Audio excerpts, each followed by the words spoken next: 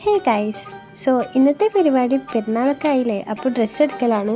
വേറെ ആർക്കില്ല, എൻ്റെ താഴെയുള്ള പുത്രനായ ഫഹദിനാണ്. മൂപ്പരാൾക്ക് കുറച്ച് അന്തം വെച്ച കാരണം അങ്ങനെ ഇങ്ങനെ എടുക്കുന്ന ഡ്രസ്സൊന്നും ഇപ്പോൾ തീരെ പറ്റാണ്ടായി. അപ്പോൾ അവനക്കായിട്ട് മാത്രം പർച്ചേസിന് ഇറങ്ങിയതാണ്. അങ്ങനെ എടപ്പാൾക്കാണ് ഞങ്ങൾ പർച്ചേസ് ചെയ്യാൻ വേണ്ടി പോയിട്ടുണ്ടായിരുന്നത്.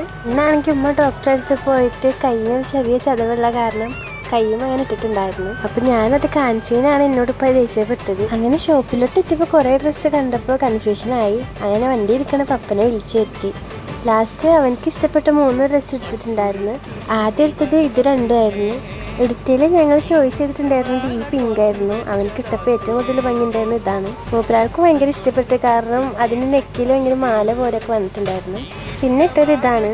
ഇത് കുഴപ്പമൊന്നുമില്ല, എന്നാലും മറ്റേതാണ് എടുത്തത്. പിന്നെ അവൻ കണ്ണാടിയുടെ മുന്നിൽ കുറേ നേരം നിന്ന് കളിക്കുകയായിരുന്നു ഡാൻസ്. എന്നിട്ട് അവിടെ തൂങ്ങിക്കെടുക്കുന്ന ഒരു പാൻറ്റിലെടുത്ത് പോയിട്ട് ഈ പാൻറ്റിൽ കിട്ടാൻ നല്ല ഭംഗി ഉണ്ടാവും പറഞ്ഞ് കാട്ടിയിരുന്നു. അതിൻ്റെ ഇടയിൽ പപ്പയ്ക്കൊരു കോൾ വന്നപ്പോൾ പപ്പ പുറത്തോട്ട് പോയി. സംഭവം ആള് പപ്പനെ നോക്കാൻ വേണ്ടി പോയതാണ്. പക്ഷെ ആളെ കയ്യിൽ ഡ്രസ്സുള്ള കാരണം ആ എൻഡിയുടെ ഭാഗത്ത് ചെക്ക് ചെയ്യേണ്ടതുണ്ടല്ലോ, അപ്പോൾ അവിടെ വെച്ചിട്ട് അലാറടിച്ചു. നോക്കുമ്പോൾ അവിടെയുള്ള ആൾക്കാരെല്ലാവരും നോക്കായിരുന്നു. പിന്നെ ഇട്ട് വന്ന ഡ്രസ്സ് ഇതായിരുന്നു. ഇത് അവനേക്കാളും വലുതായ കാരണം അവിടെ തന്നെ കൊണ്ടുവന്നു.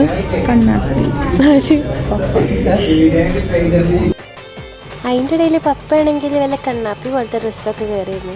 ഫുള്ള് പുഷ്പിച്ച ഡ്രസ്സ് മേൽക്കായിരുന്നു പപ്പയുടെ നോട്ടം. സ്വന്തം ഡ്രസ്സൊക്കെ രസമുണ്ട്, പക്ഷെ പപ്പ ഇട്ടാൽ കണ്ണാപ്പിയാവും. അതുകൊണ്ട് ഞാൻ അവിടെ തന്നെ വെച്ചോ എന്ന് പറഞ്ഞിട്ട് അതിനെ ഇങ്ങോട്ട് കൊടുന്നു. ഞാൻ ആ ഡ്രസ്സ് എടുക്കണ്ടെന്ന് പറഞ്ഞ കാരണമാണ് പപ്പ ഈ കൈ വീശുന്നത്. എനിക്ക് അവിടുന്ന് വന്നിട്ട് പിന്നെ വേറെ ഷർട്ടായിരുന്നു നോക്കിയിട്ടുണ്ടായിരുന്നത്. പക്ഷെ ആൾക്ക് കൂടുതൽ ആ പുഷ്പിച്ച വരുമ്പോഴായിരുന്നു നോട്ടം ഉണ്ടായിരുന്നത്. അതുകൊണ്ട് എല്ലാ പുഷ്പിച്ച ഡ്രസ്സ് എടുത്ത് നോക്കുമായിരുന്നു.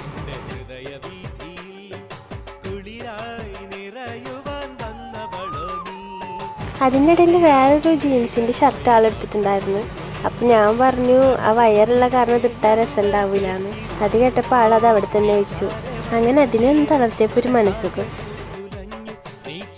അങ്ങനെ ഫഹദിന് പിങ്ക് ഷർട്ട് എടുത്തതിന് ശേഷം വേറൊരു 5 സ്ലീവ് ടീഷർട്ട് നോക്കാൻ വേണ്ടി പോയതായിരുന്നു. അങ്ങനെ വേഗം ആൾ ഈ ഒരു 5 സ്ലീവ് എടുത്തു. അപ്പോൾ എന്താ കാരണം എന്ന് വെച്ചപ്പോൾ അവൻ പറയുകയാണ് ഇത് നെറൂട്ടോടെ ബാക്കിലുള്ള ഒരു ലോഗാണ്, അപ്പം അത് മതിയെന്ന്. അങ്ങനെ ആരെങ്കിലും ഒരു ബാക്കിലുള്ള ലോഗോ ആവട്ടെ വെച്ചിട്ട് അതെടുത്തു. അവിടെ ട്രയൽ റൂം ഉണ്ടായിരുന്നെങ്കിലും ആള് പരസ്യമായിട്ടാണ് ഷർട്ടൊക്കെ മാറ്റി. വീഡിയോ എടുക്കണ കണ്ടപ്പോൾ ആള് വയറ് ചുക്കി പിടിച്ചിട്ടാണ് കാണുന്നത്.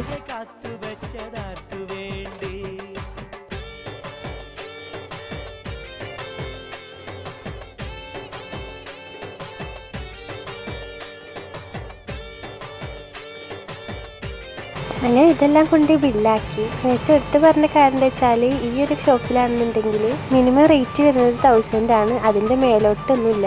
പക്ഷെ നല്ല കളക്ഷൻസൊക്കെ ഉള്ളൊരു ഷോപ്പാണ്. അപ്പോൾ ഈ ലൊക്കേഷൻ വരുന്നത് എടപ്പാൾ കുറ്റിപ്പുറം റോഡിന് ഫ്രൂട്ട് ബേയുടെ നേരെ ഓപ്പോസിറ്റ് ആയിട്ടാണ്.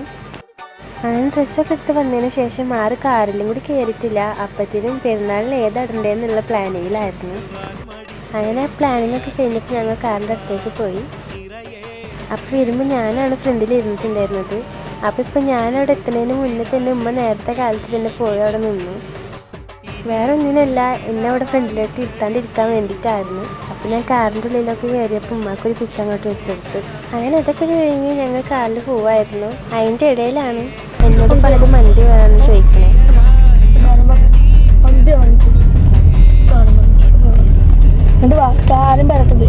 അങ്ങനെ മൂപ്പരാളെ കിസ്സും കിട്ടും. ഞങ്ങൾ വീട്ടിലോട്ട് പോയി. അപ്പോൾ ഇന്നത്തെ വീഡിയോ ഇത്രയുള്ള ഇഷ്ടപ്പെട്ട ലൈക്ക് ചെയ്യാനും സബ്സ്ക്രൈബ് ചെയ്യാനും മറക്കില്ലേ. അടുത്ത വീഡിയോസായിട്ട് വീണ്ടും കാണാം.